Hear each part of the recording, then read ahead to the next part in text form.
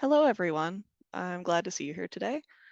My name is Erin Jones. I'm a translator and I independently research issues concerning the U.S. military presence in Okinawa. I'm a member of the Okinawa Interest Group, which is the organizer of today's webinar. On behalf of the Okinawa Interest Group, welcome to our webinar, Cover Up, ? Sexual Assaults Continue in Militarized Okinawa. Approximately 200 people registered for the event, and we want to thank each and every one of you for taking the time to register and to attend. Thank you so much for taking the time to join us today to learn more about cases of sexual violence in Okinawa related to the presence of US military bases and the delays in communication or lack of communication by police to governmental authorities about accusations of sexual assault perpetrated by persons affiliated with the US military in Okinawa.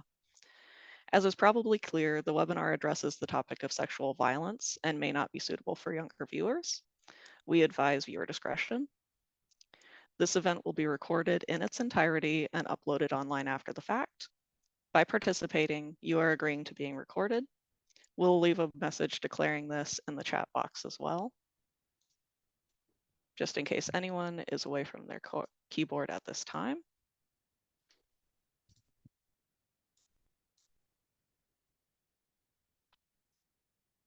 Okay. If the Okinawa Interest Group is new to you, I'll give a brief explanation. We're a group of individuals who study and spread information primarily about the US military presence in Okinawa. In January of this year, we circulated a petition asking for the construction of a military facility in Hanoko to be halted. Notable signatories on the petition include film director Oliver Stone, journalist and author Chris Hedges, former US State Department diplomat Ann Wright, and filmmaker and journalist Abby Martin. The petition currently sits at just over 2,000 signatories. Satoko will share a link to the petition in the chat now and at the end of the event for anyone interested in reading or signing.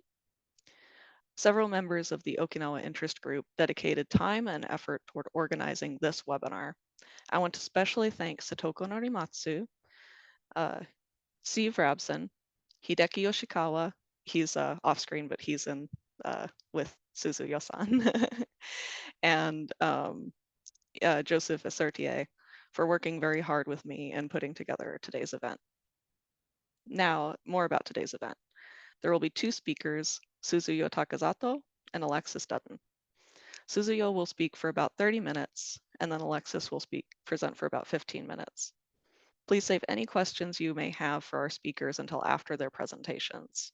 Once both Suzuyo and Alexis have presented, another member of the Okinawa Interest Group, Steve Rabson, who I just mentioned, will give his 15-minute commentary about the presentations and the topic as well. After his commentary, we'll open the floor to questions from all participants. Depending on how time works out and how many questions everyone has, we could hold the event as long as 7 p.m. Pacific, 10 p.m. Eastern, and 11 a.m. in Japan. If the Q&A does go that long, we will bring the webinar to a close at that time. In the Q&A session, we will take questions verbally from participants using the raise hand function, as well as written questions submitted using the Q&A function.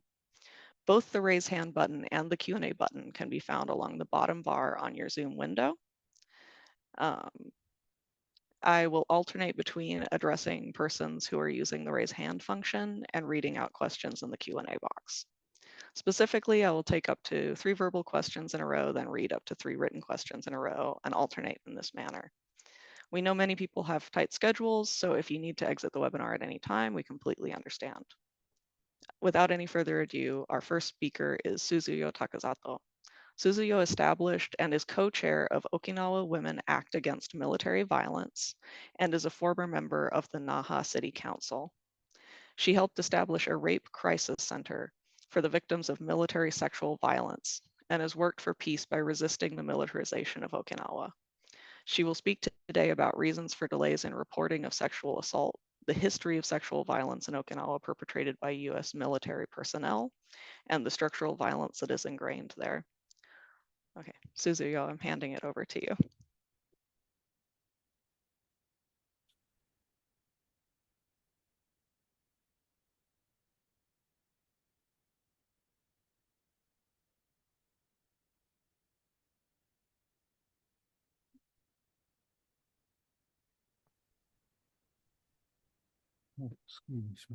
Mm.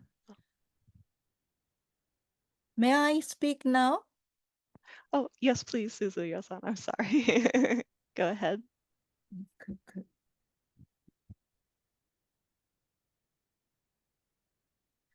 Hello, I am Suzuyo Takazato. I'm a member of a co-chair of Okinawa Women Act Against Military Violence, and also we organized International Women's Network Against Militarism, which is include U.S., Puerto Rico, Hawaii, and Korea, Philippines, and Japan and Okinawa.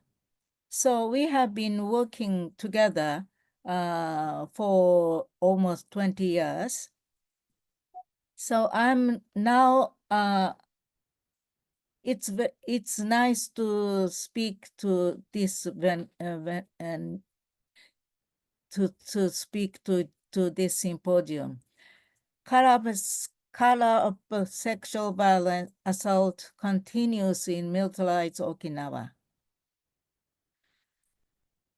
Why did it take 6 months for this sexual assault to become known to the public? Okinawa Prefectural Police, to protect the victim's privacy, police did not report to the prefectural government. So I can show you, the sexual assault and cover up, and the political schedule here. It's the you can compare this to drawing. So December 24, the Christmas Eve, a U.S. soldier took a girl home and sexually assaulted her. The girl's family reported to police. Police did not detain the soldier. Instead, they questioned the soldier on the voluntary basis. March 11, Okinawa police sent the document to Naha District Prosecutor's Office. March 27, the Naha District Public Prosecutor's Office indicted the soldiers on charge of kidnapping and with the intent to commit an obscene act and sexual intercourse without consent. May 26, another sexual violence against local women by a U.S. Marine occurred. And June 25, Okinawa governor was informed of the indecent indecent via TV news. But political schedule is such. December 28, the Japanese government approved the design change for the Henoko base construction by proxy excursion. January 10, 2014, 2024, Henoko base construction resumed on the Ora Bay site. March 27, Ministry of Foreign Affairs made official complaint to U.S. Ambassador to Japan regarding the sexual assault. April 10, U.S.-Japan summit meeting took place in Washington. May 17, U.S. Ambassador visited Yonaguni and Ishigaki. June 16, Okinawa Prefectural Assembly election was held. June 23rd, Okinawa Memorial Day. The Prime Minister and Foreign Affairs Minister attended the ceremony in Okinawa. June 25, local media reporter found out the sexual assault case through the court scheduling because there is a board and he found it. That was the first finding of this case. conveniently concocted pretext. Protecting the privacy of victim is the priority. Women don't want people to know they are victims of sexual assault. The government exploit the blame the victim mentality prevailing in the society to protect perpetrators. As, appeasing Okinawa's anger. 1995, 3 U.S. soldiers gang raped a 12-year-old girl. According to that anger, there is a big demonstration. So the SACO is a Special Action Committee on Okinawa, proposed reducing the burden of a U.S. military presence in Okinawa, including the FTEMA relocation plan. It was supposed to be completed by 2014.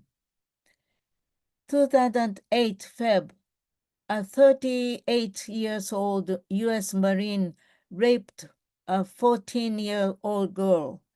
U.S. ambassador to Japan sent a letter of sympathy to the victim through the Okinawa governor. All the branches of U.S. forces were placed under curfew. 2016 March, U.S. soldier raped a tourist woman in a hotel in Naha. Lieutenant General Nicholson, the top of the U.S. Military officer in Okinawa, formally apologized to Okinawan governor. 2016 April, U.S. military civilian employee raped and murdered 20-year-old woman and abandoned the body. Lieutenant Lawrence Nicholson made a formal apology to the Okinawan governor. So the Henoko-based construction continues.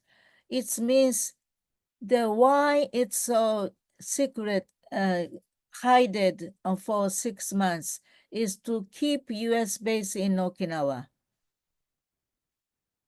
And then colonial condition continues in Okinawa. U.S. Japanese government still continue to use Okinawa as a colonial condition. Actually, revision of Japan's sex crime law and recent sexual assault case. July 17 and 2017, Japan's AKOK sex crime law was revised since its enactment 110 years ago. Minimum prison sentence for rape was raised from 3 to 6 years. Requirement and the victim file a complaint to prosecute as assaultant in a rape or sexual molestation case was eliminated. This is a very important part. It covered more comprehensive range of sexual activities, and it covered male victims of sexual crime. July 2023, last year, the charges of phobic sexual intercourse were integrated into the charge of non-consensual sexual intercourse. Age for sexual consent is also raised from 13 to 16. In the July 12 this year, at the court hearing, U.S. soldier perpetrator insisted he was innocent. He confirmed with the victim that she was 18 years old, that they had consent.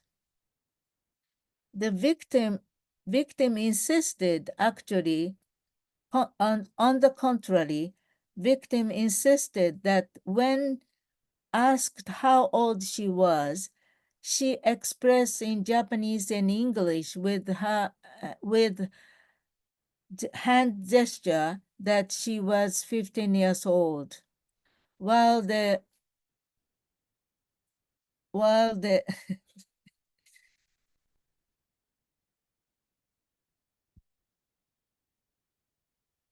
while uh, while the beginning sexually assaulted, she repeatedly told the perpetrator, "Yamete," the stop means stop. She went black with fear. Recent U.S. military-related sexual assault not reported to Okinawan governor. There are 4 cases. February last year, military personnel forcible sexual intercourse, not indicted, but it came public July 3rd. Last year, August, U.S. military personnel, non-consensual sex intercourse, not indicted. The case became public July 3rd this year. And this is the third one is the case. And this year, Jan 2000, this year, U.S. Marine in his 30, non-consensual sex intercourse, non-indicted. The case became public July 3rd this year. May this year, U.S. Marine in his 20 attempt non-consensual sex intercourse, and the victim was badly injured, indicted. Case became public in June 28. Military violence, sexual violence, and anti-base struggle in Okinawa. Geopolitical condition of Okinawa in U.S. strategy. Semi-tropical archipelago of 160 islands located in East China Sea, and in which 40 of which are inhabited.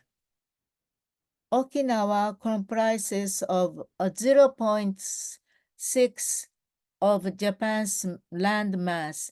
Its population is almost 1.4 million.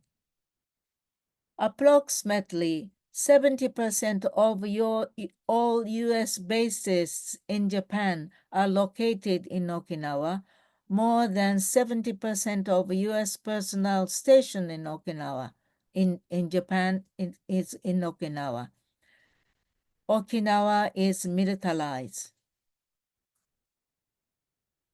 U.S. military base, danger and insecurity, noise pollution, pollution, PFAS, falling the object, aircraft crashes, Henoko base construction continues against people's opposition. これ、ちょっと直して。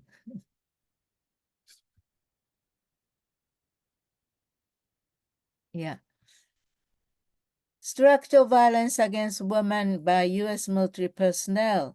Since 1996, Okinawa Women Act against military violence, published post-war U.S. military crime against women in Okinawa.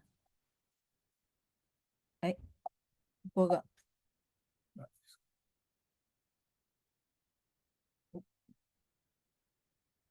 A new war on Okinawa, women began during the Battle of Okinawa, and it continued during the Korean War. Okinawa in 1945 March U.S. landed on Okinawa, so soldier raped girls and women with gun points and knife points. Gang rape by group of 2 to 6 soldiers. Family members and police officers who attempted to stop the abduction of women were killed and seriously injured. Rape happened everywhere, in concentration camps, field hospital, open field, road, well, inside the military facilities, and women were taken away from family home. Mothers with babies on their back were abducted, raped, and brutally killed with their babies. Rape victim, including infant of 9 months old girl, baby, and 6 years old, ranging in old ages. Many children were born as a result of rape by the U.S. military. Most of the crimes were not well punished. During the Vietnam War time, 1965 to 75, 10 years, women working around the bases were targeted of violence. 2 to 5 women were strangled to death yearly. In addition, countless women has experienced nearly being strangled, which suggests that there was endless structural violence by U.S. troops. 1995, Okinawa Citizens Rally, 85,000 people gathered to protest the rape of a 12-year-old girl by three U.S. soldiers. Because of the big protest anger, the U.S. and Japanese government agreed on SACO agreement. Return to Tenma Air Station, relocate to Henoko, returned half of Northern Training Center. 2005 realignment plan was agreed by two governments. Relocate Tenma to Henoko by 2014. 8,000 U.S. Marine, 9,000 families to Guam, transfer to Guam. 60% of transfer-related costs by Japanese government will be responsible. U.S. holidays, children are targeted. 1995 September, 12 years old girl. 2000 July, 14 years old girl. 2005 July, 10 years old girl. 2008 Feb, 14 years old girl. 2023 December, 15 years old girl. Importantly, many of these crimes have been committed in the Okinawan community on the U.S. holidays, Labor Day and Independence Day, and Christmas and holidays. Remaining silent only support perpetrators and violence, so we are taking action. Women Take Action, International Women's Network Against Militarism. 2012, October 16, two U.S. sailors attacked and raped a local woman when they were on a short deployment to Okinawa from their duties stationed at Naval Air Station Fort Worth in Texas. Actually, there are 7 of them, and they were supposed to military duty. First, they reached Yokota Airbase and then Okinawa, and they were supposed to go to Guam. And only the 2 days short stay in Okinawa, they raped the woman. And in 2013, March 1st, one of the perpetrators received 10 years of charges of gang rape and robbery because he took stole the purse of a victim. Memorial rally for 20 years old woman raped and murdered. 2016, June. Militarism is structural violence. However, individual soldiers should not be solely blamed for the sexual violence in the last 79 years.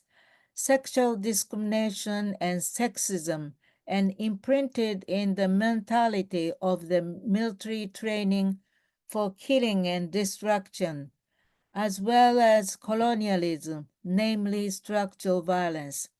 The operation and function of the military base stationed in Okinawa have served the U.S. wars in Korea, Vietnam, Iraq, and Afghanistan. These activities are closely linked to the violence and human rights violation of women. PTSD of American soldiers rising since the Vietnam War is now prevalent among the Iraq veterans, including women in the military. Data shows the severe increase in the number of sexual violence against women within the U.S. military organization. They also show that preventative measures have not improved the situation, which is a severe concern of the base hosting Okinawa society. United States embodies militarized patriarchy. Its foreign policies and economy heavily rely on military power, making its hegemony. The U.S. government claimed to take care of the issue of violence within the military, still never addressed the core of violence, as the violence is intrinsic to the very structure of the military, of the control of other by force. So this is the end of the how to hope for this military violence. It's environmental in which we live must be able to sustain human and natural life. People's basic survival need for food, clothing, shelter, healthcare, and education must be met. Respect for cultural identity and for people's fundamental human dignity must be honored. Peoples of and the natural environment must be protected from avoidable harm.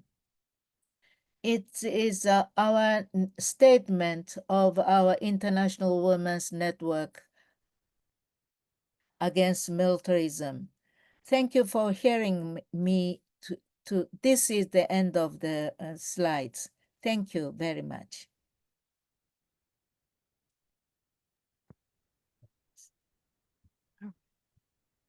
Well, thank you so much, Suzuyo, for the wonderful, so much information, but truly harrowing content. Thank you for sharing this with us.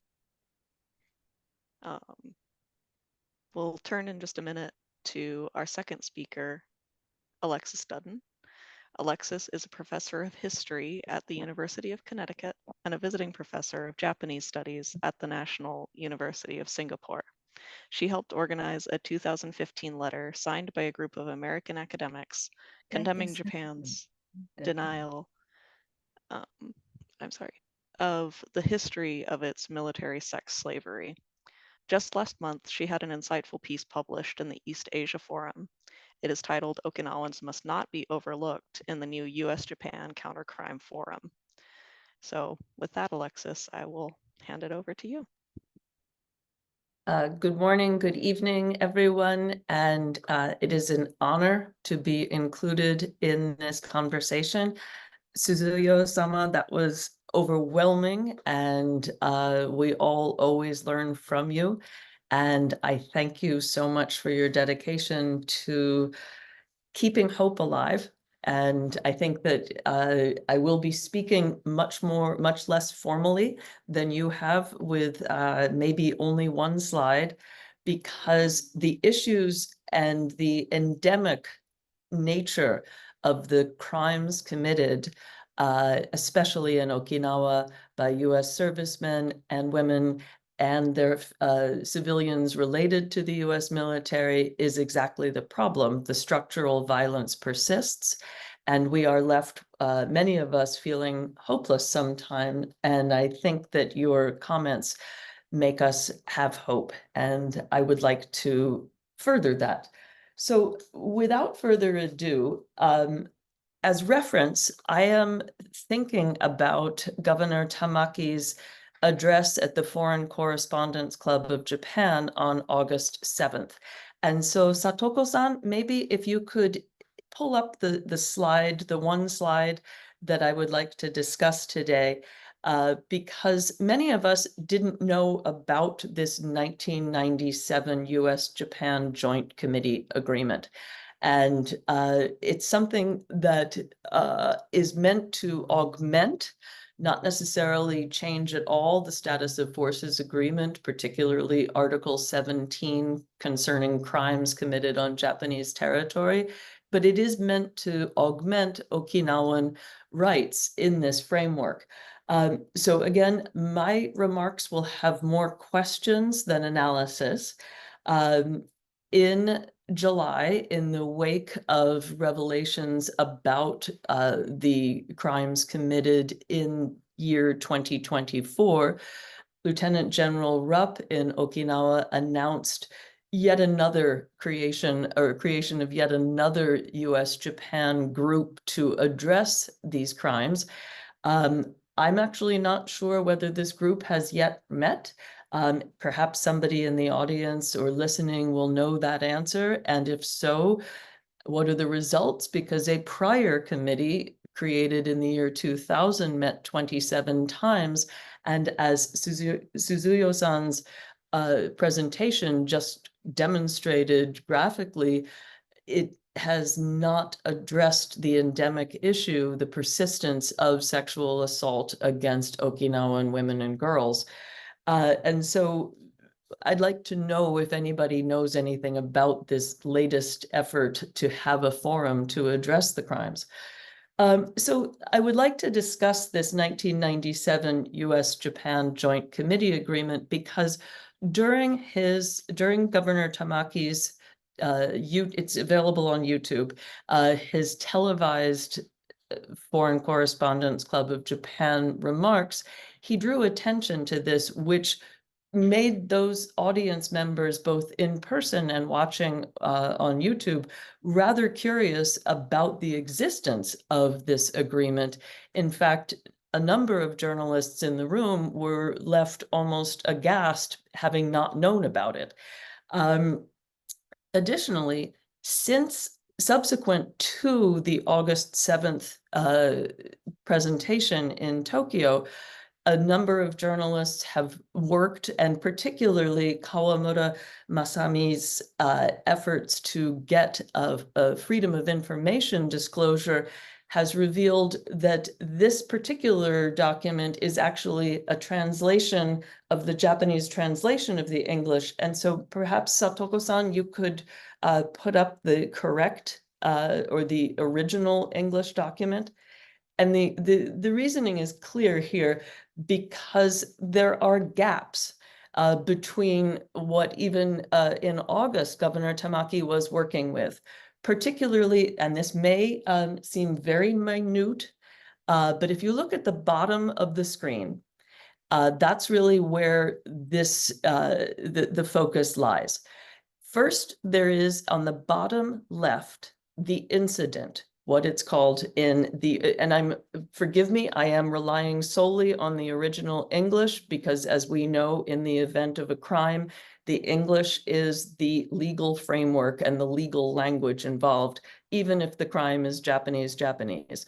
It's one of the structural oddities of the SOFA agreement. So in the event of an incident, the incident is reported to the American commander with responsibility. And then the American commander with responsibility reports it to the local police, the fire department, maritime safety agency branch, etc. And beneath that box in the center bottom, it says, if there is immediate danger. The slide that Governor Tamaki displayed on August 7th did not have that if there is immediate danger part. And why, therefore, he did not even have the original document at that point remains a part of the conversation about what is covered up, what continues to be covered up. As our colleague Satoko Norimatsu insightfully asked, why are the Americans in charge of deciding what is immediate danger, et cetera, et cetera.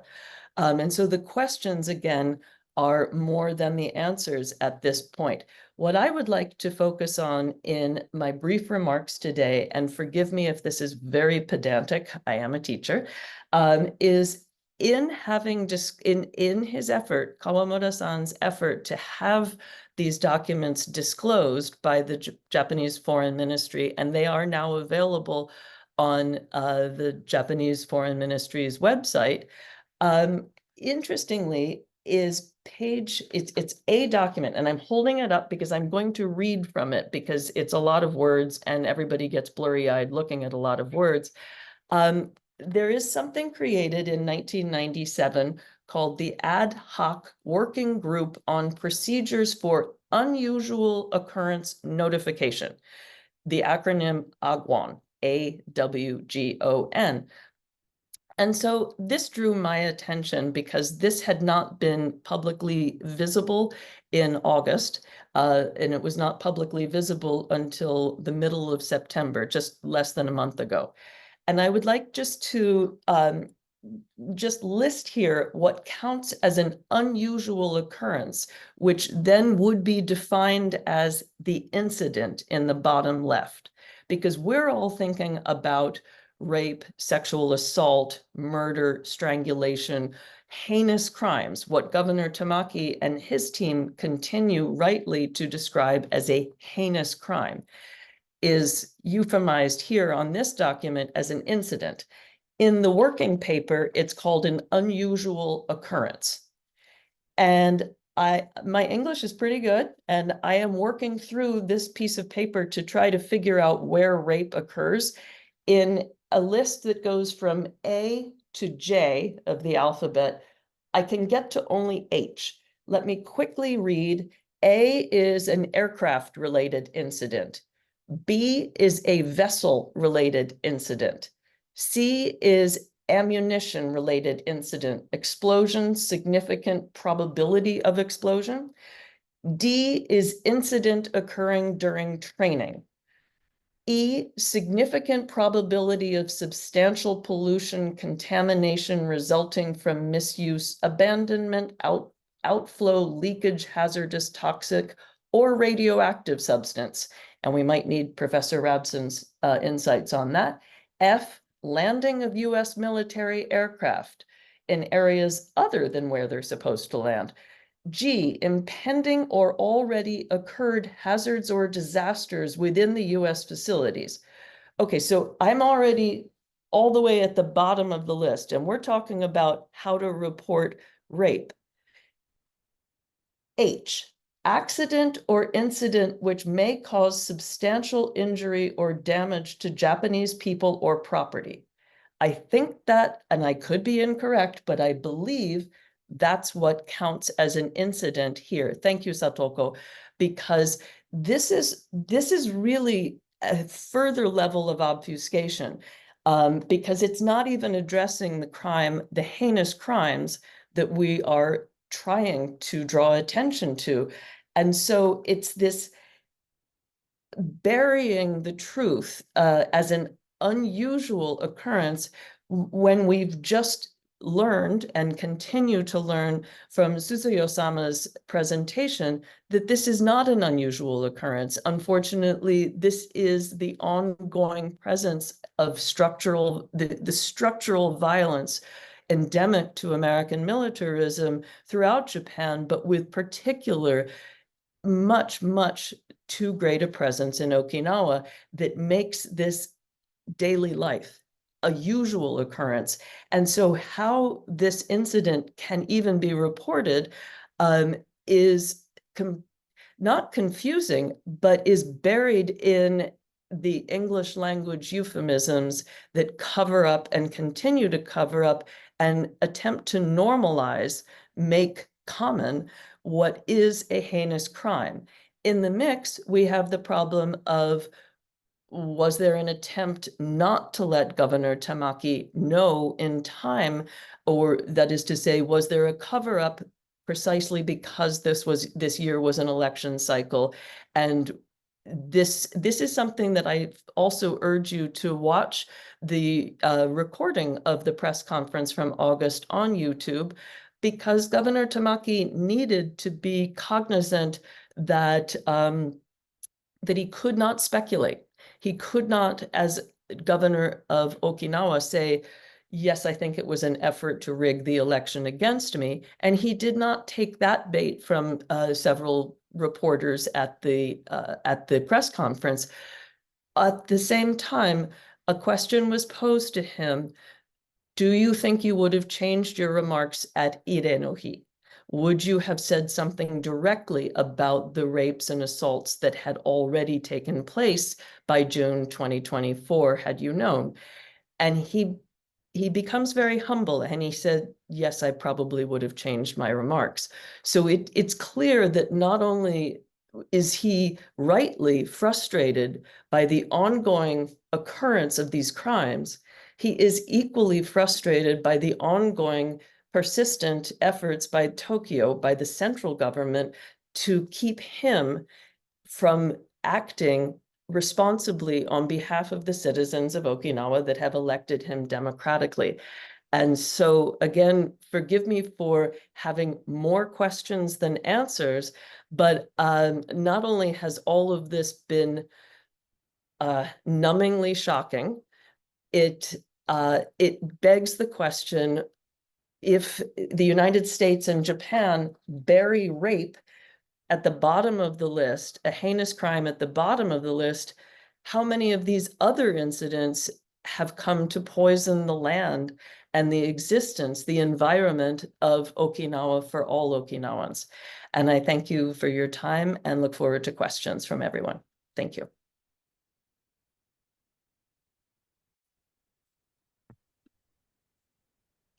Thank you very much, Alexis. That was extremely interesting. I really appreciate all the links that Satoko put in the chat as well. Please peruse them at your leisure, everyone. With that, let's move directly on to Steve Rabson's commentary. Steve is a professor emeritus of East Asian Studies at Brown University, served in the United States Army from 1966 to 1968, and was stationed in Okinawa for 8 months. He has personal experiences involving these kinds of issues from the perspective of a former serviceman. Are you around, Steve? Perfect. Yes, thank you. Thank you very much, Aaron. You're doing a great job of moderating. I have to commend you. Oh, I'm going to be very brief because I'd like to hear questions from the viewers. Just let me expand on some of the things that Takazato-san told us. Both of us are old enough to remember the occupation. She was living here, and of course, I was stationed there during the height of the Vietnam War in 1967-68. One can say that occupation is the ultimate militarization. The United States controlled everything in Okinawa. They controlled power, water, transportation. They severely restricted labor unions. They picked political candidates.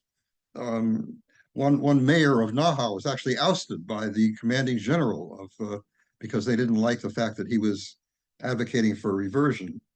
And the worst part of it was, of course, the criminal injustice system.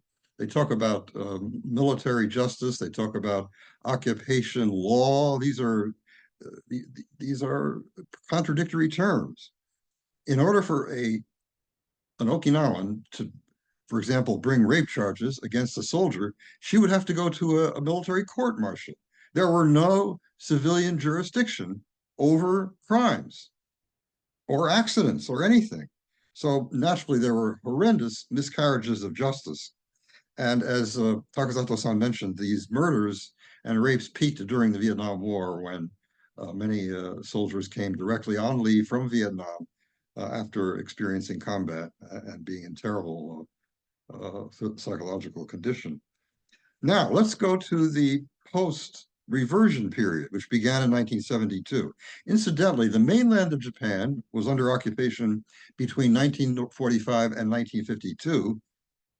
Okinawa military occupation dragged on for 20 years more from 1952 to 1972. But in many ways, things haven't improved that much. The Japanese government has been reluctant to push the United States to reduce these crimes, to put pressure on their soldiers to behave more reasonably. Perhaps the most obvious thing is the disproportionate and unequal jurisdiction that is mandated by this so-called security treaty, the status of forces in Japan. These agreements are much different between Japan and South Korea and the countries of Europe under NATO. They're unequal, basically. So the right of the United States to push defendants to go to the Japanese judicial system is much weaker than it is in the European countries. What the Pentagon says about that is, well, this is because of cultural differences. But even the current Prime Minister of Japan, who was defense minister before that, indicates that there's something unequal about the application of the status of forces agreements between Europe and Japan. So this is something that is quite obvious and it should be corrected. So we have this seemingly endless series of sexual assaults, including the most recent cover-ups of assaults against minors. And occasionally the American forces will impose these cosmetic measures, such as, well, we'll put them on curfew for a couple of days. They can't leave the base for a while. Or we'll restrict the consumption of alcoholic beverages. But this doesn't help. This is not going to solve the problem by any means. What we need in Okinawa is withdrawal, departure of most of the US forces, because the more American forces and their dependents are in Okinawa, the more of this is going to be a problem. So the idea is to withdraw most of them. It's the only way to deal with this problem. And I think with that, I will turn it over to questions. Thank you very much for your commentary, Steve. I really appreciate it. So with that, we will open a Q&A session. We'll be opening it to everyone here today. Please click the raise hand icon at the bottom of your screen to indicate to us that you have a question, or write your question in the Q&A box. I see there is one already. And that can be opened as well by clicking on the Q&A icon, also on the bottom bar of your Zoom window. Do not enter questions in the chat because they won't be addressed. In the order of raised hands, I will call out on you by name, and the Zoom host will unmute you so that you can ask your question verbally. If you have entered your question in the Q&A box, I will read out the question in the order the questions are received. Please indicate if you are asking a general question or if you want to direct your question to a specific person. All right, with that being said, I will now open the floor to questions. Let's see. I'm going to start out with raised hands really quickly. All right, we have Robert H. Stiver. If we could unmute him.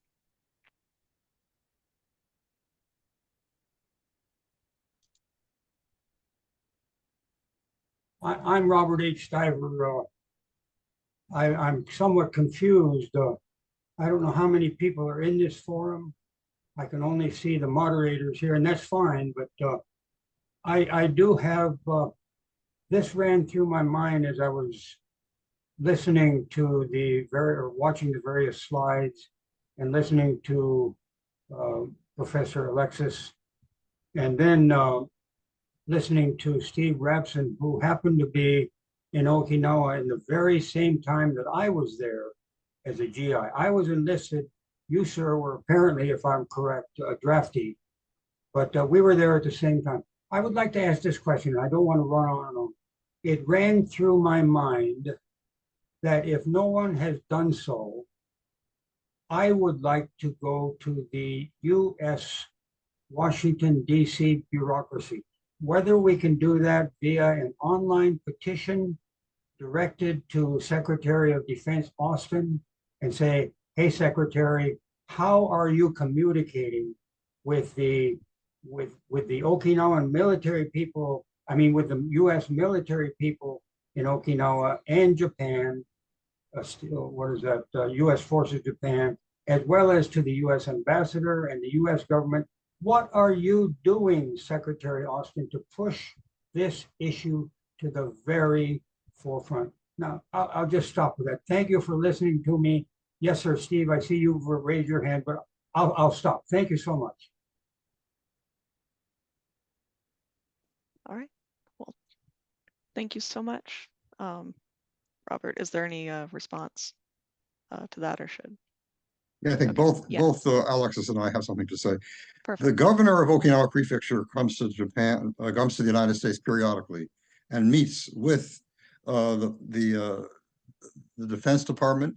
He meets with the State Department. He meets with people in the executive branch and pleads for relief from them to end this spat of crimes and accidents and overwhelming military presence in Okinawa. And yes, we have actually gone to the government many times, written letters to congressmen, doing all of the above to try to get focus attention on this. So that certainly there's an office of the Okinawa Prefecture in Washington, D.C. One of their main tasks is to communicate with the U.S. government about this problem and see what possibly can be done to alleviate it. Alexis?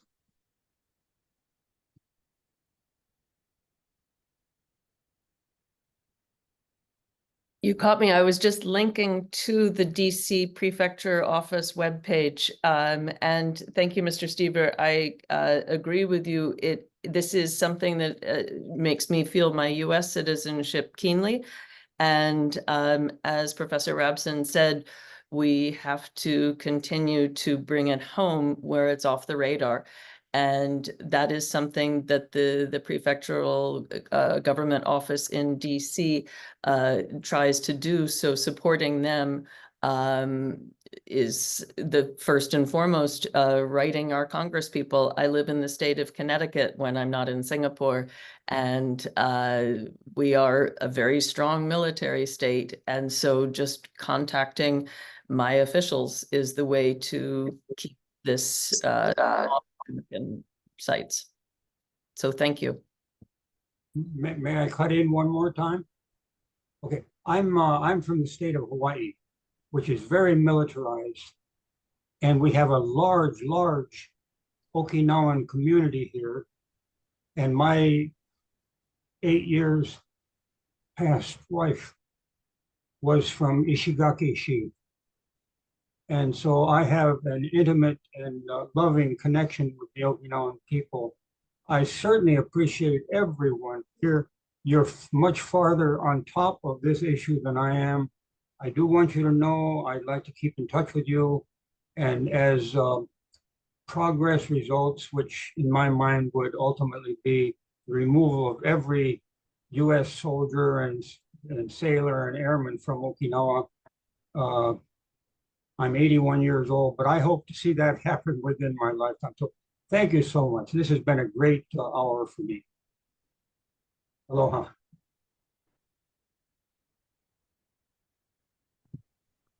Thank you so much for your question and for your time, Robert. Let me see. Next, for raised hands, we have Gwyn Kirk. If you would unmute Gwyn. Thank you. Can you hear me? Yes. Great. I want to thank you very much for making this presentation and for Suzuyo Takasato for giving us such a great overview of this 79-year history that she is talking about. I know that she has been a tireless advocate on this issue for many, many years. And I was really delighted to hear Steve Robson saying the only solution to this problem is getting the US military out of Okinawa. The base that's going on at construction at Henoko is just an incredible waste of money. It seems incredibly anachronistic, and Okinawan people have opposed it in every way possible for the last 20 years or so. I know that some years ago, this was sort of getting to a question which repeats some of the questions that have been raised already. Some years ago, there was a lot of interest in this country about military violence as it pertained to people within the military. And the DoD after that then had to report annually, supposed to at least, on incidents and all that. But there has never been anything like the same kind of interest or concern about military violence in communities like the Okinawan towns and cities alongside US bases. Yes, we can write our Congress people. They are terribly overwhelmed right now with a lot of other issues. So my question really is, how can we do so much more in this country, both to support the Okinawa office in Washington, D.C., and also in different parts of the country to really make this issue a more salient one, a more powerful one? You know, the data are there. Suzuyo gave us an incontrovertible case.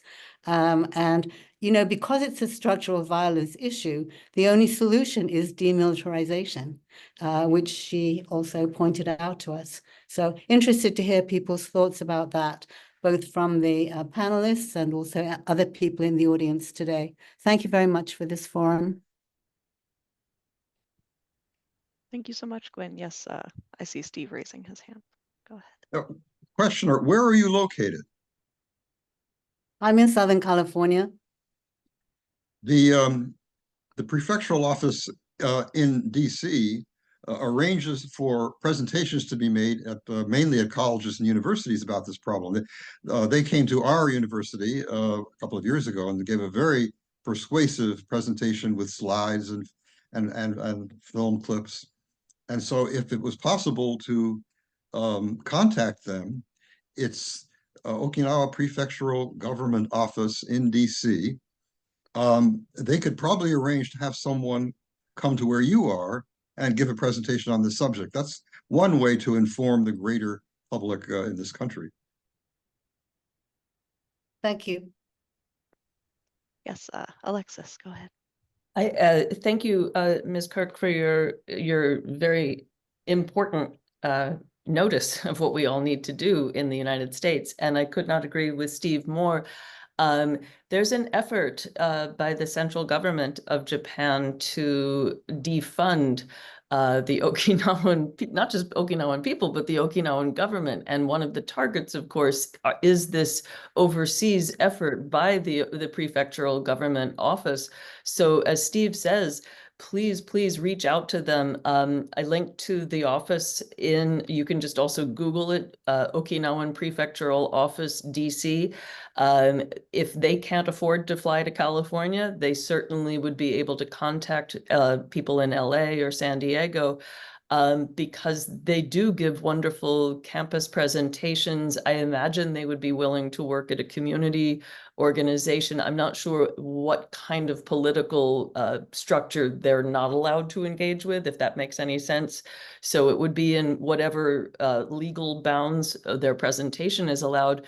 But if you were able to branch out with a number of universities or community groups, they could reach as many people as possible. And they've got a number of people able to give really good presentations. Thank you. Thank you. Thank you so much for your question, Gwen. Is there any more discourse on this, or should I move on to the next question? All right, I'll go ahead and move on. Here we go. All right. So there is one question written in the Q&A from David Johnson. Takazato-san, thank you very much for the clear and troubling presentation. I have done research about how sex crimes are handled in Japanese criminal justice generally. The data are incomplete and imperfect, but the main finding is that what Takazato-san described today, non-reporting, cover-ups, impunity, etc., is very common in Japanese criminal justice and more generally. Of course, this is not to say that military rape in Okinawa is okay, far from it. Rather, it is to say that these problems are pervasive in Japanese law and society. If interested, you can Google an open access article in the International Journal of Asian Studies, Is Rape a Crime in Japan? An abridged Japanese version was published in the journal in Sekai in October 2024, pages 203 to 210. Nihon de reipu wa hanzai desu ka? I would welcome any comments that Takazato-san might have about this parallel. Takazato-san, do you want to make any comment about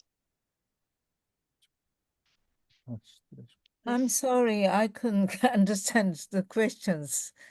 I think the basis is parallels between sex crimes handled in Yeah, Japan and in Okinawa. Are there differences or similarities that you've noticed? yes, it's different because you see 70% of all US military base in Japan is located in Okinawa.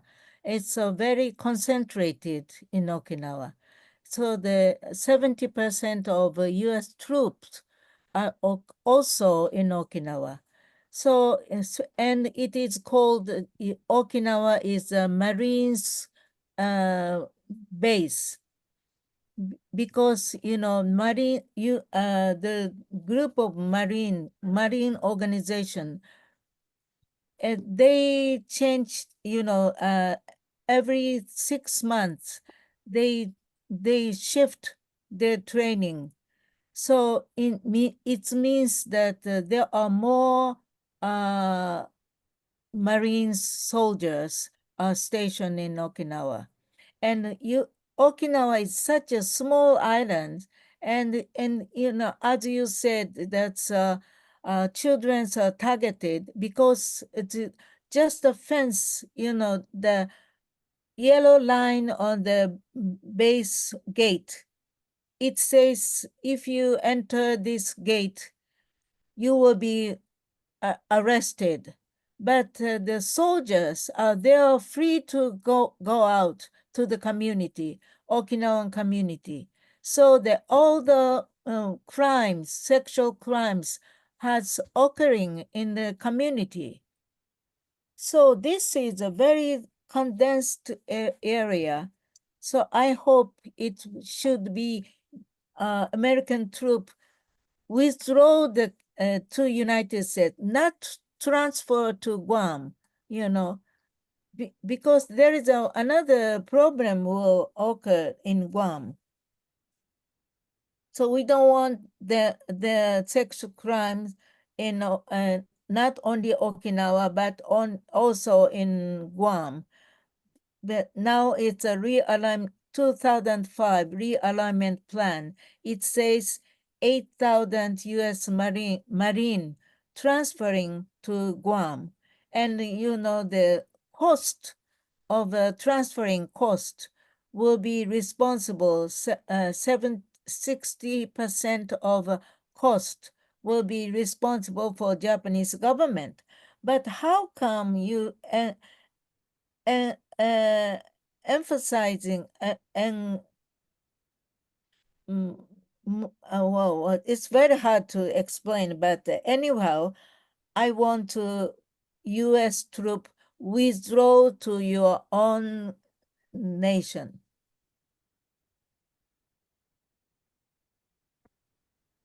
Thank you so much, Takasato-san. Does anyone else have anything they want to add?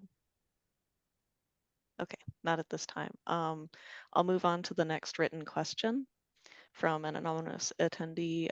In the process of facilitating the departure of US forces, how can overall demilitarization goals be met while preventing the Japanese defense forces from simply taking their place on the bases?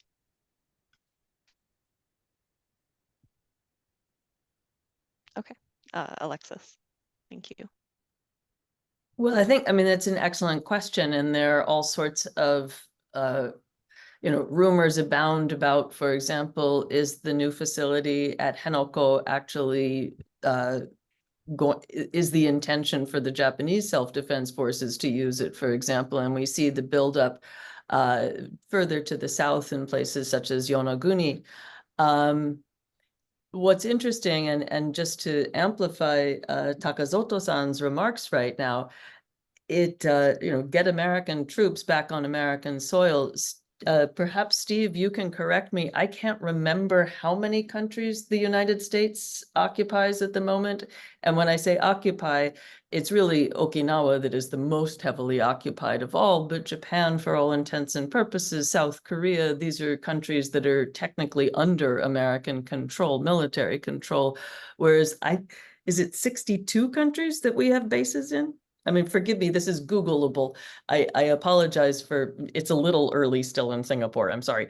My point is the United States forces, if they are brought back to the United States, then it becomes an American, America on American conversation. This is the long-winded way of saying Japan is a democracy. And so if Japanese self-defense forces take over American bases, then Japanese people start debating what the self-defense forces are in a way that is a Japanese democratic decision. And so the larger issue of stopping war altogether everywhere, and I don't mean to sound Pollyanna-esque about this, but stopping war everywhere altogether is one thing. But the question of what are the self-defense forces for in Japan anyway? It's been a long time since that question was asked. That obviously in the wake of the March 11, 2011 triple disasters, the self-defense forces took on a new light for a lot of Japanese people, given their work in Tohoku. But at the same time, are they there to fight American wars? I think that's the question that a lot of Japanese people debate about Article 9. There is a very vibrant defense community in Japan. Is it solely to do America's bidding? That's the big question. So thank you for posing your question that way. Yes, Suzuyo. Your question is very, very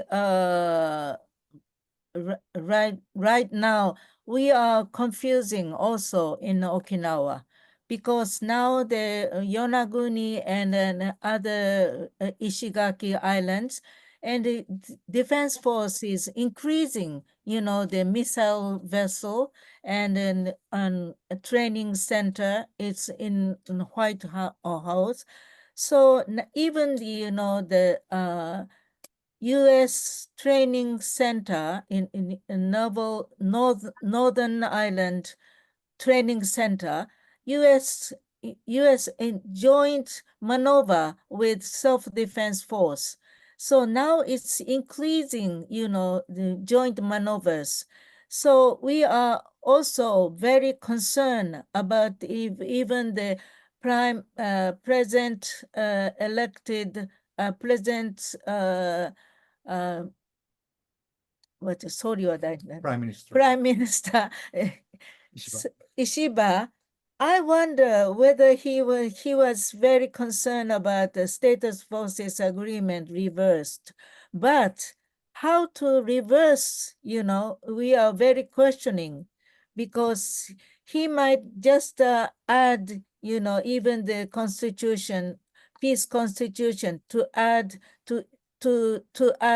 self-defense force as a national military. So actually, our issue is very, very concerned. But I wonder, not only just to withdraw the U.S.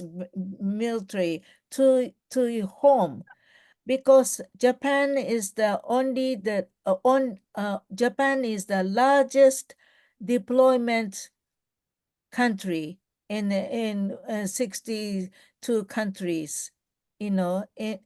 Japan is the largest number of deployed foreign station country in U.S. military. It means that even the NATO, not other countries, Europe countries, status forces agreement is very, very depend on their own law, but not in Japan. It's very subordinated, and Japanese government is very much subordinated to U.S. Then so it's very hard to continue to stay in English. But do you understand? Yeah, it was a written question by an anonymous attendee, so unfortunately we can't ask, but I think that sounded very, that made a lot of sense to me. Yeah.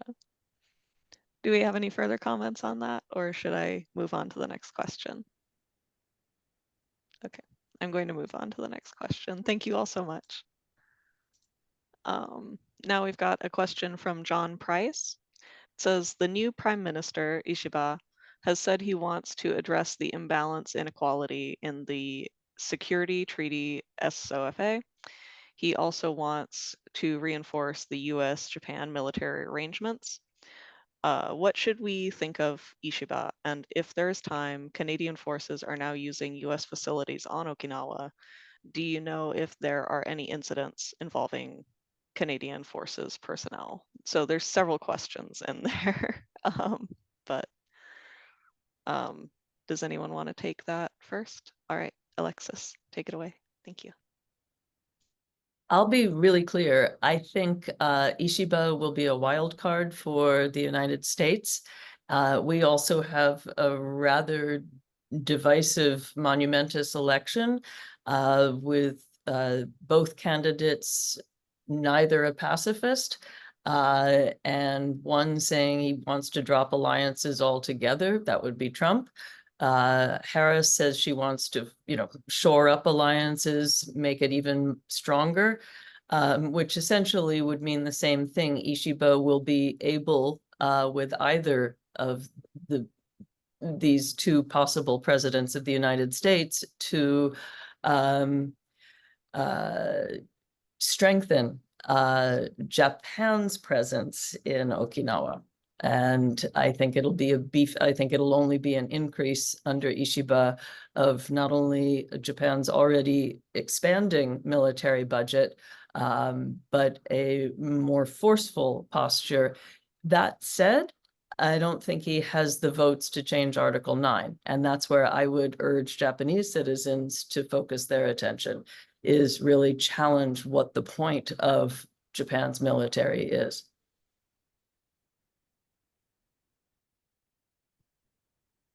Thank you, Alexis. Does anyone else want to speak on that matter? Not at this time. Okay. Go ahead. I'm going to switch over really quick to raised hands. There's one right now. That is Dylan Pilger. Let's see. Gusto yo chuo ka na bida Dylan Yaibin, Usad Unige Sabida. Thank you so much for this wonderful panel. It's really important and great to hear people talking about it. One thing I guess I wanted to throw into the mix that I think wasn't mentioned, I mentioned briefly in the comments, is just that Ryukyu people, we are, or another word for Okinawan, are indigenous peoples, right? And so our lands and our country was colonized by Japan. And so I think it's like, it's an important dynamic to bring into this conversation. Obviously, missing and murdered Indigenous women and girls, it's a huge issue all across the globe for Indigenous peoples. And so kind of making that connection, I think, is really important. But also, you know, framing the conversation in when we think about our rights as Indigenous peoples and our rights to self-determination under the UN DRIP, right? And so what that would mean for this conversation to kind of, I guess, reframe it to a certain extent. And so I'm curious, you know, what panelists think about that. I really appreciate all your perspectives that you've been sharing here. Yeah, just wanted to share that and see if anyone has thoughts on that aspect of this conversation. Thank you. Thank you so much. Who would like to start with that?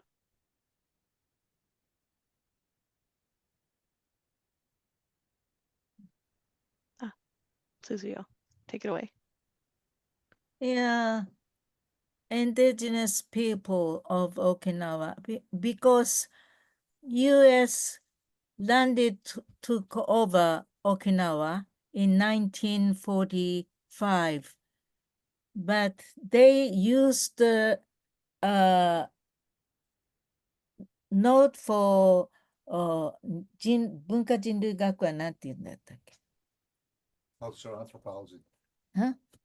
Anthropology. Anthropologist note that's the impression that they have analyzed that Okinawa is not a part of Japan. Okinawa is different from mainland Japan, and Okinawa and mainland Japan discriminate Okinawa. That's the U.S. took Okinawa, invaded Okinawa in 1945 March. So that's the big note of hearing from the Okinawan people who are in Hawaii and observing those anthropologists observing Okinawans' history. And then Okinawa has been an independent kingdom, but they knew that how Okinawan are treated very, discriminatory. So that's Okinawa up to today.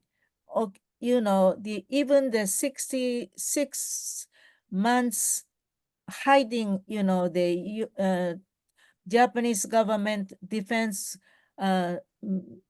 foreign affair office, and then those offices try to hide Okinawa to be used as a concentration of the military, U.S. military. That's the reason of how they treat Okinawan. This is the history of Okinawa.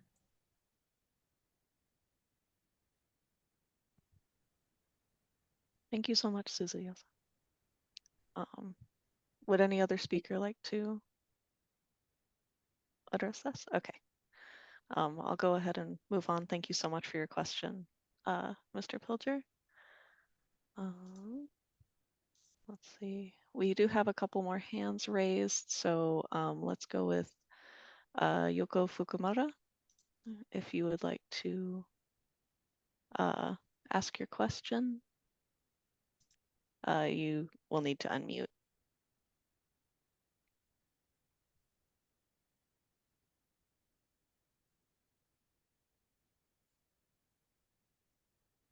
Are you there, Yoko?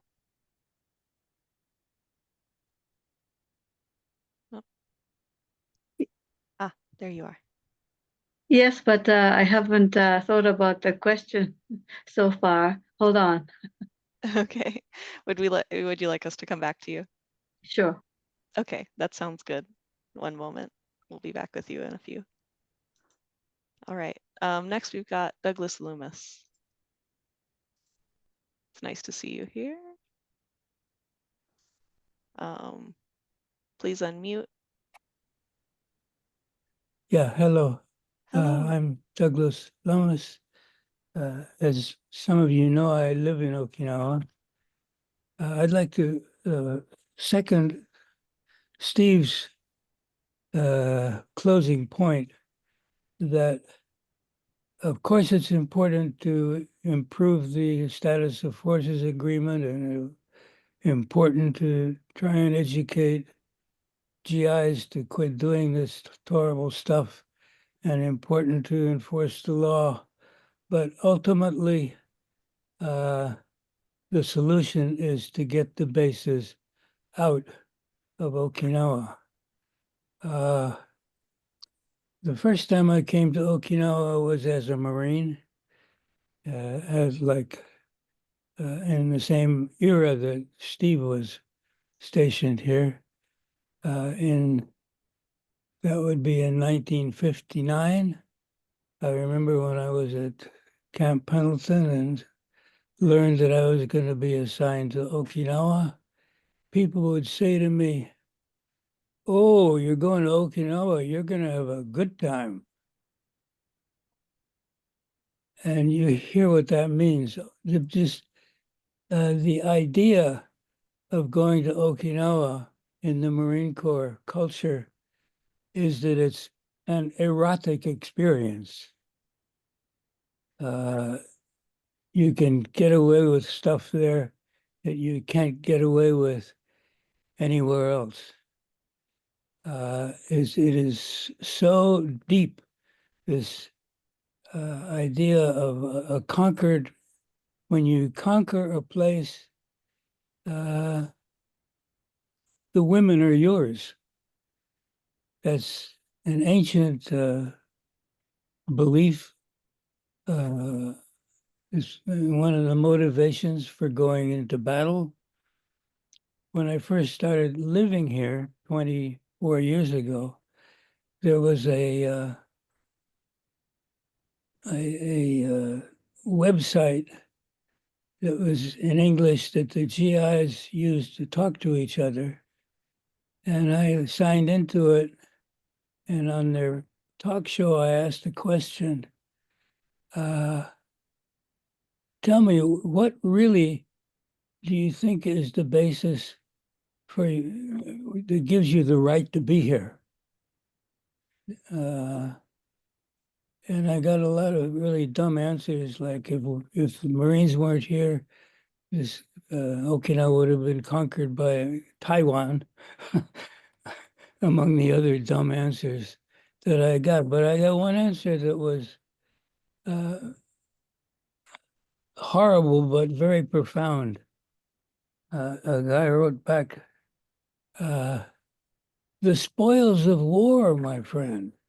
This is the spoils of war. We lost a lot of lives fighting to conquer this rock, and it's ours. We have a right to be here under the ancient laws of conquest. And nobody from the PR department in the military is going to say that, but it is deep, deep, deep in the Marine Corps culture. Under the spoils of war, this place is ours, and the women are ours. Now, a whole lot of, not everybody in the Marines thinks that way, but it's so deep. Patching up the status of forces agreement is important, but the U.S. military is not going to follow that agreement if Okinawa becomes a war zone, for example, the status of forces agreement is out the window. So ultimately, although it's awfully hard to imagine how it can be achieved, getting the U.S. bases out of Okinawa and back to the U.S. is, as Steve said, has got to be the main goal. Thank you. Thank you. Does anyone want to add to that or comment? Not at this time? Okay. Thank you so much, Mr. Loomis. I really appreciate the insight.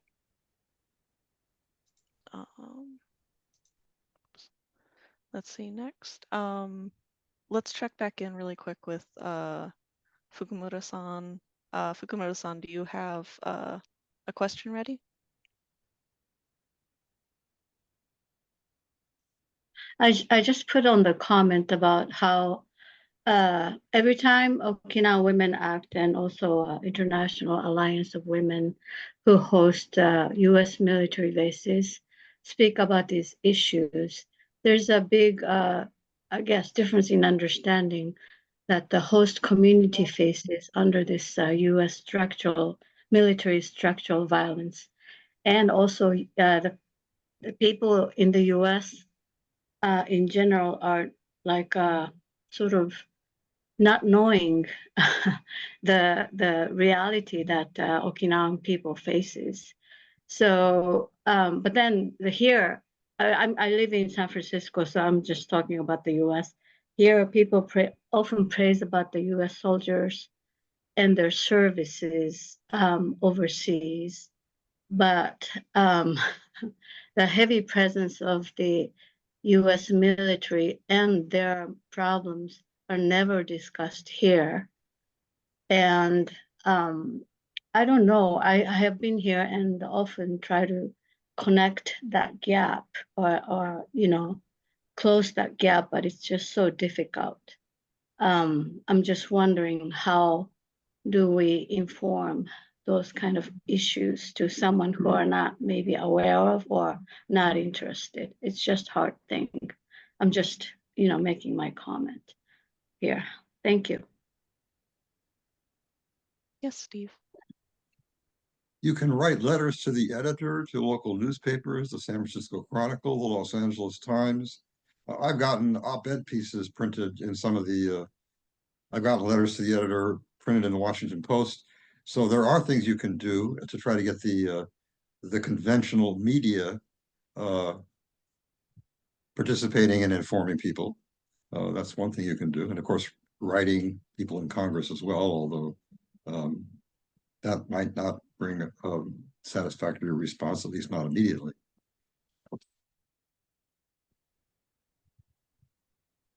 All right. Any other comments on that? Okay. Thank you so much, Fukumura-san, and thank you, Steve. I'm going to go ahead and move back to the Q&A box really quick. We've got a question from Wahudi. I'm so sorry if I mispronounced your name. Mr. Rabson and Mrs. Dudden, thank you for being part of the clarifying the system inside this American-Japanese military cooperation, which is totally not in the side of the Okinawan people and all Ryukyuan people across the archipelago.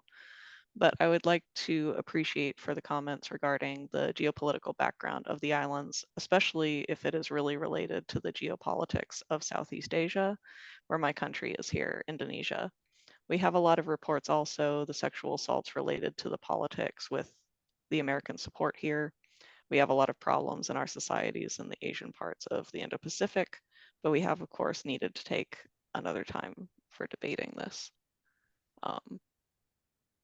Is there any response that the speakers would like to give? I think this was more of a comment than a question. Okay. I'm going to move on. Oh, no, never mind. Alexis.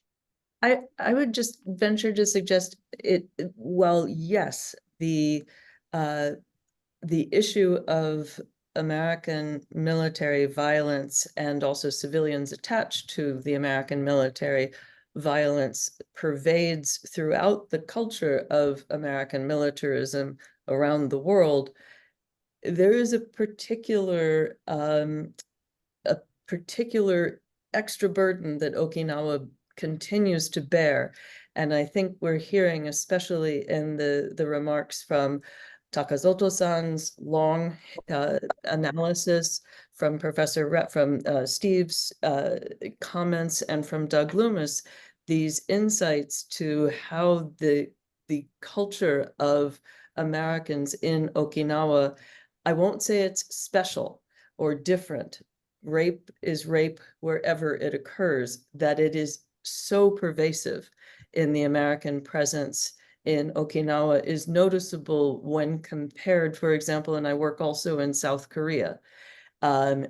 Rape very much occurred for a very long time in American presence in South Korea as well. It has been arguably better contained in recent years. And so I think there's also a problem with American chain of command in Okinawa that enables a particular culture that is in Okinawa, perhaps more than anywhere else, that unless America is fighting active wars, which is everywhere. So I guess I'm not answering your question. There is just, Steve's going to take over now. Well, this is kind of a different topic, but the geopolitical context for this, the American forces are not in Japan to protect Japan.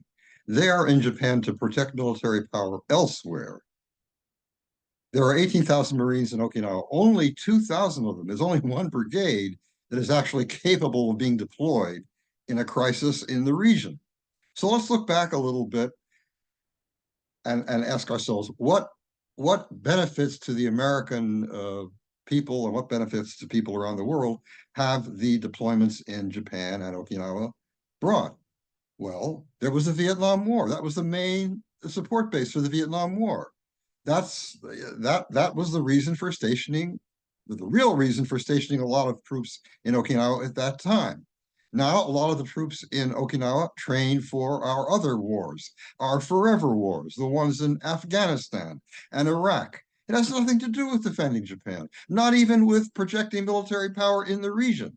It's all about the convenience of having a large military base funded by the Japanese government. They pay for all the expenses, the air conditioning, the heating, the land. They pay the civilian employees, the Japanese civilian employees. So it's cheap for the Marine Corps to be there. And they could just as well train at Camp Pendleton or Camp Lejeune, but no, it's good duty for them. It's a subtropical place. It's just it's ridiculous. It's well, it's worse than ridiculous. It's an atrocity. So no, I mean, there's no reason for the American military to be there. They're not defending Japan. They're bringing wars and getting us involved in wars in Vietnam and in the Middle East. And another reason to get them out of there and bring them back and train them in the United States.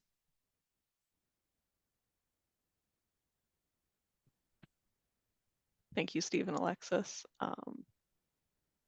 Unless there's more comments on that, I'm going to complete that question and move on to the next one.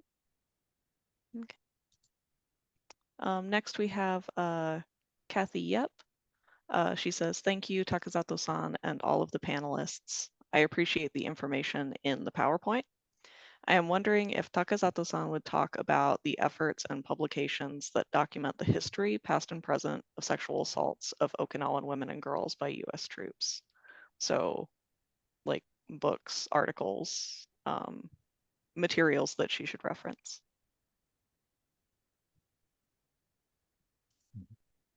Actually, we have published the chronology of the after 1945 to present, the chronology of crime U.S. military crime to Okinawa women. And this is now the 13th edition now is publishing now. And then only the 12 publication, only the English translation is now working on the 13 publication and translated into English now. Thank you. Thank you very much, Suzuyo. I'm gonna go ahead and complete this one. Next, we have a question from Kristen Zufelt.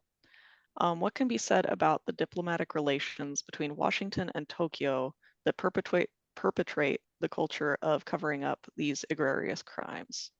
In a fair and equal relationship, which is clearly not what seems to be here, Japan would be inclined to protect its sovereignty and citizens.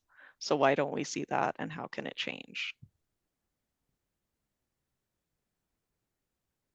Steve, would you like that one, or do you want me to start? And I'll let you start. I'll let you start. Go ahead, Alexis. well, I teach history, and increasingly I've been saying to students in recent years, and I will defer to my senpai in the room, to the best of my knowledge, there was no document in American planning for the invasion of Japan in 1944 that imagined that the United States would still be occupying Japan in 2024. And so I ask you to sort of step back. I love your cat. I'm sorry. That's just awesome, Erin. I take this as somebody that realizes that the United States, oh, there's Steve's cat. I am a little jealous, guys. So, and I'm not downplaying the significance of the question, why are Japan and United States not equal? Because the United States continues to occupy Japan and making it a territory of the United States. The United States 7th Fleet is home ported at Yokosuka. And just step back for a second and think about what that means. That means that a very large swath of land, water, and air just south of Tokyo is property of the United States. And that was not the plan, but it became the way of life. And that's something I think that needs everyone's attention on a constant basis. Thank you. Japan has been called a client state of the United States because they sacrifice so much of their sovereignty to the American military. I mean, talk about Yokosuka and Kanagawa Prefecture. Okinawa's airspace is also in many ways occupied by the United States Air Force and reconnaissance missions and all of that. As long as the LDP, the right center government in Japan believes that Japan has to be protected by the United States, I don't see any hope of that situation continuing. The only time it was challenged was when a prime minister from one of the opposition parties, who some of you may remember, actually challenged what was his name? Hatoyama. Hatoyama, yes. Yes. He was the only one to challenge the United States' invasion of sovereignty. And this had to do with the new base at Henoko, and he wanted it somewhere else.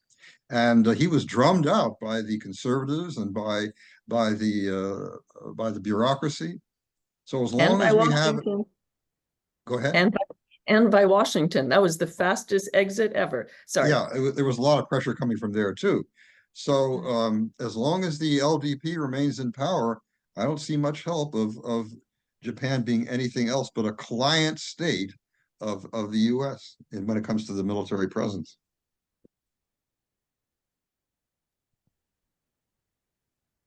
Thank you very much for all of that very insightful info. I'm going to head and complete this question. We have a lot of questions. I'm not sure if we'll be able to get to all of them by the end of time. We do have a raised hand by Tim Chirac, so I will get him unmuted here. Would you unmute, Tim? I'm unmuted. Perfect, thank you.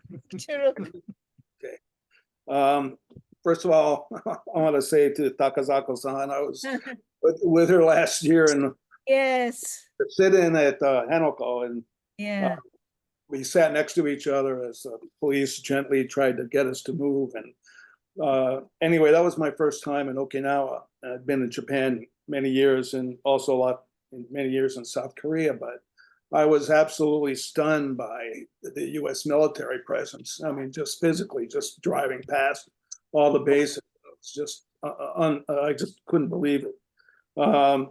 But my question is related to what we've been talking about Japan being a U.S. base for overseas operations, and specifically in terms of moving forward on this issue and talking to in Washington to defense officials.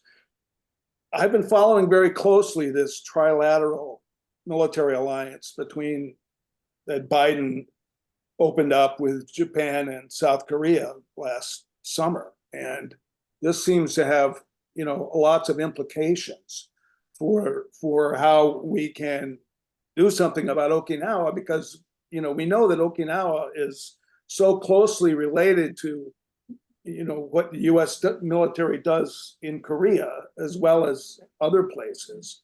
And a few years ago, I heard former Secretary of Defense Perry was speaking about Futenma in particular. And Steve, you may be able to address this, but I remember him saying that the Marines at Futenma, they had mostly one purpose, at least when he was Secretary of Defense, which was to go into Korea if there's a war and stop North Korea from invading South Korea. They would be the first ones to go.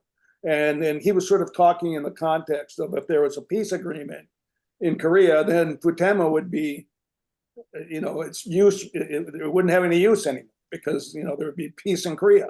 We wouldn't have a need to intervene militarily. But there's been other developments besides this trilateral alliance, including, I remember reading recently how the new Marine general in Okinawa has jurisdiction now over Marines throughout the Pacific, and it was sort of an upgrade in his position. And so what, and obviously, like Alexis has been talking about, the sexual violence in Korea that has been somewhat more contained, but it's still endemic there, and it's that hasn't really changed. But now we have U.S., Japan, and South Korea working very closely militarily, and it seems that we have to have a kind of our own trilateral response, working with Korean activists and Okinawan and Japanese activists and Americans who know about these connections. And I'd like you to address that a little bit. Yes, go ahead, Steve. I think I was at the same symposium that you were speaking of. I remember when former Defense Secretary Perry spoke about the Futenma mission, which he said was to protect Seoul to fly to South Korea, protect Seoul in case of another North Korean cross-border invasion. But something else that he said at that symposium about Okinawa, I asked him, why can't most of the Marines in Okinawa transfer back to the United States? Because all they're doing is sort of general training. They don't need to be there. Most of them can't even be deployed on a short-term basis. And he said, yes, that's true. They could be trained in the United States. Amazingly enough, he said, but then those communities in the United States would have the same problems that they have in Okinawa, as if that justified keeping them in Okinawa. So on the one hand, I was glad to have him admit that all those Marines didn't need to be in Okinawa. But the idea that we shouldn't impose those problems on a base in the US, it just seemed absolutely absurd. Also, I once actually met the commanding general of Kadena Airbase. His daughter happened to be a distant relative of mine.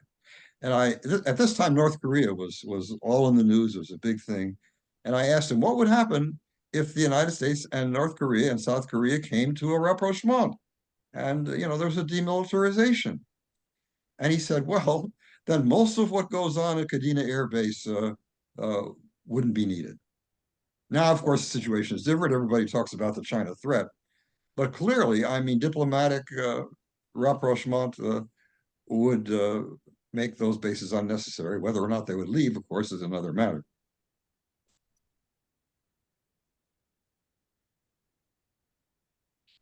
Alexis, did you want to speak as well? Yes. Yeah, hi. It's good to hear Tim's voice, Ohisashiburi.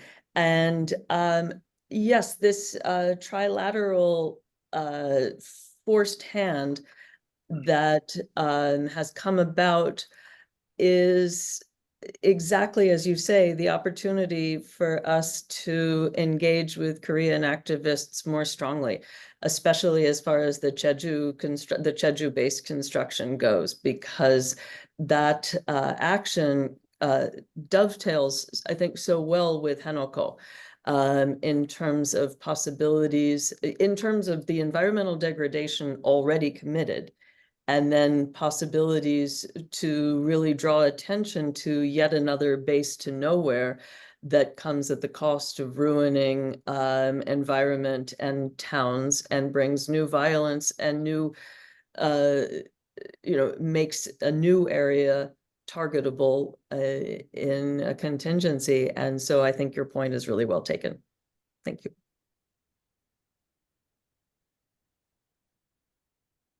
Yes, Suzuya. U.S. Marine in Okinawa, actually, now it's 1995 when 12-year-old girl was raped, and 85,000 people gathered and raised the voice to protest.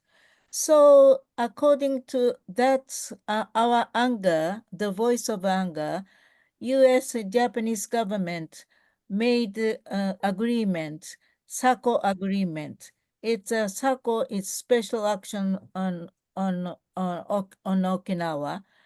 Then FTEMA should be relocated, or FTEMA first of all, FTEMA should be closed. But later on, FTEMA should be relocated to somewhere in northern part. Then, but FTEMA has the 2,500 runway, but in Henoko, new Henoko construction, it's only 1,800 runway. Meters. So actually, it seems to be that the U.S. want to stay or want to use FTEMA even from now on. Then how can I say that adoption? How can we move U.S. Marine to mainland U.S.? How can we do this? Can I just say one more thing? Yeah. Thank you very much. A few minutes ago, you were talking about former Prime Minister Hatoyama. Yeah. I interviewed him, I don't know, maybe 5 years ago or something. Oh, I see. And he told me this incredible story about what happened with the issue around Okinawa. I was stunned to hear him say that his own defense officials lied to him. I mean, they blatantly lied to him, and they provided a fake document showing that you know, Henoko would be so many miles from the combat zone. The US was insisting that it had to be within a certain miles. And he went to the US, you know, he talked to the US government and they said, no, there's no document like that. So, you know, he was he was lied to by his own government. So it really reminds me of Governor Tamaki and his problem, you know, with this dealing with the rapes and the violence. Thank you. Thank you, Tim. Thank you, Tim. Thank you. All right. Tim came to Okinawa, and we in sitting protest. He sang a song. Very I good. did. Yeah. What did you sing, Tim? I had to make it up on the spur of the moment, but I think I sang "Ain't gonna let nobody turn me around." You know, and made up words like, you know, LDP won't turn us around, and you know, President Biden won't turn us around. But I made it up at the time on the spur of the moment. But it was a great time. I really enjoyed being there and seeing the opposition, and you know, also you introduced me to the vice governor, who was quite amazing. So that was good. I'm trying to write this up in a book. If I ever can finish it, I'd like to get it out sometime. So yeah, do it. I'd like to read it. I'm trying. Thank you. Thank you so much. All right, so it looks like we only have about 10 minutes left. So I'm so sorry if we don't manage to get to everyone's questions. I'm going to ask Linda Flores to talk next. She's had her hand up. Would you unmute, Linda? Oh, lovely. For me, it's just for Kamura. I'm not sure if I'm pronouncing the name right. Because when she asked like if anybody knew about this issue, and all I wanted to ask about it was that this is my first time actually knowing about this issue, and I only really learned it in college as a freshman, and I feel like place would be at the ethics studies. I'm having a little trouble hearing you. Is there any chance that you could bring a mic a little closer to your face, or is this better? Yeah, yes. That's much better. Okay. It was directed to really Hakamura. I'm not sure if I'm pronouncing the name right. Oh, I'm sorry. We're having trouble hearing you again.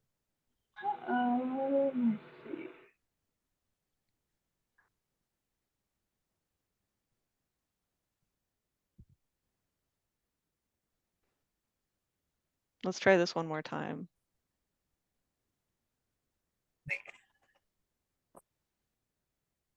Oh. Linda, okay, could you possibly type your question, because you just mentioned that you were new to this issue and you wanted to learn more and you'd begun learning it in your first year of college. I think all of us would like to engage with your question, but we're just getting reverb. And so it's impossible to hear, but if you type your question, we can respond maybe that way. Yeah, I'll move on to the next question, and then we'll make sure to answer your question that's written, Linda, before we leave. I'm so sorry about the mic issues. It's fine. Thank you so much. All right, so let's see. I think next we've got Catherine Music. Catherine Music. Hello. こんばんは。久しぶり、皆さんね。何年前、沖縄に住んで、とても懐かしいです。そうですね。Kisame yo. And thank you. my question is just, I'm deeply grieved, and I have to thank Steve and Douglas and Alexis, and just my question is, why do we still continue to ignore the rape of the mountains and the corals and the oceans? And I don't know how to fix the question, but with a solution. But Jeju, I tried to protect as a marine biologist, and Shiraho and Henoko, and we must also continue to address all of these issues. And Alexis, thank you. Connecticut's oceans are almost dead. And Singapore, I visited in 1985. I couldn't see my hand in front of my face. I swam out. It was totally red and developed. And Okinawa is similar. And I moved to Kauai because then I could fly back to Okinawa at the request of Uchi Nanchu. And yet, even in Kauai, I couldn't stay there because it's so polluted. And I'm an outsider there protesting. And it's crucial to ask the question, how do we prevent the destruction forever? And the mountains in Okinawa are 250 million years old, and the corals underwater are many thousands of years. And I reach out to children. Now I've retreated into a garden here in Oregon, and we have the same problems. And so I want to thank Satoko-san and Erin-san and Steve-san for addressing the human problem here, but it just is, I'm full of coral grief. And the question is, can we please have peace in Gaza and Lebanon and stop blowing up everything? And it isn't just human rape of humans. It's just colossally distressing. And so I'm participating not on a Zoom with a face because I'm just crying with tears. But thank you. The question is, please, let's address all of life on the planet and not just American soldiers that are bored in Okinawa, you know. The question is, what can we do, all of us, and not to the Okinawans, and not to the indigenous peoples here in Oregon or the rest of the world, but all of life. So there, thank you. And But I mean, we can follow you, and we keep trying to teach you and your work, and we try. But obviously, as the world epoxifies, you know, it's difficult to breathe everywhere, and it doesn't mean give up, but we learn from Nuchidu Takara, right? And we think about the difference between inochi and seikatsu. At least I think that that's pretty important for me. And I overlook a very large oil refinery from my office window, which is why I have my camera facing this. Well, I can hold it up if you really want to see. No. It's really going to depress you, Catherine. I'll send you a screen. No. It's one planet, Nuchidu Takara. It's one Earth. It's our planet. Our Mizutama is our Earth of water, and it's frightening what is happening. And so that's why I'm on this moment with you. Yes. Yeah. Thank you so much. Yeah. Yeah. So the question is, how can we make the other be all of us? And it's just not just American soldiers or Okinawan women, but it's corals and dugongs and trees and birds and. We are concerned very much. Yeah. どうぞ。胸痛い。ね。はい。すみません。はい。頑張りますよ。I have another 20 years that I'm, you know. Yeah. Catherine, I'm so sorry. We just need like a question, like answer situation. I'm so sorry. Yes, go ahead, Suzuyo.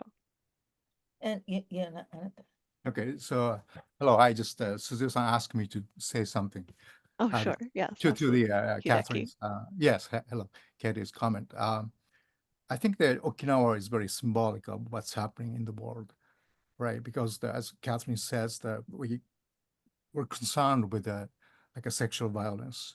We are concerned with the human dignity. We are concerned with the nature.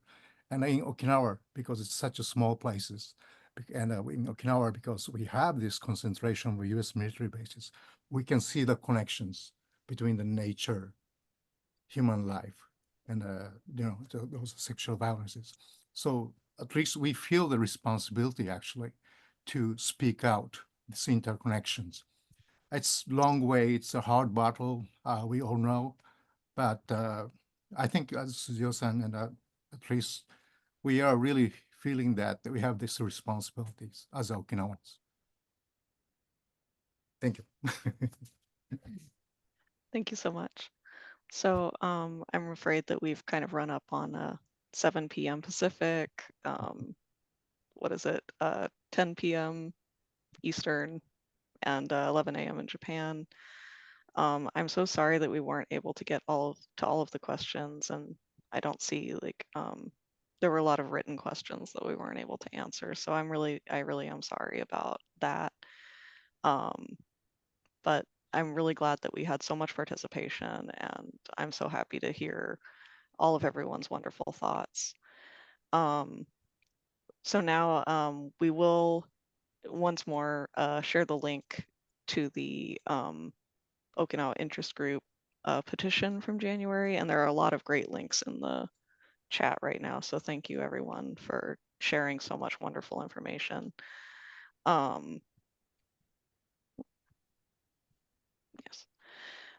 If you have any questions or want to connect after the event, feel free to contact the email address we're writing in the chat now. It is the Okinawa Interest Group email. So we won't be able to answer questions through Dutton or Takazato-san because they were guest speakers today, but we're really happy to engage with you about these topics. And thank you very much for all of your time and participation here today. Thank you again to the Okinawa Interest Group members who helped so much with organizing this. And thank you so much to our speakers and our commentator and for taking all of those questions. I really appreciate it. And all of us at the Okinawa group really appreciate it. Satoko, did you have anything you wanted to say before we close? Nothing except that I thank you so much, and Erin, for your wonderful facilitation. Yeah, you handled all the speakers and questions really well. And thank you for the team. And we had over 100 participants and over 200 registrations. So hopefully we'll make an impact with this. And I will make sure I'll send everyone the links to the recording. And it's probably going to be on the YouTube as well. So if you could help spread that as well. Thank you. Thank you so much. Thank you, everyone, again. Take care. Thank you.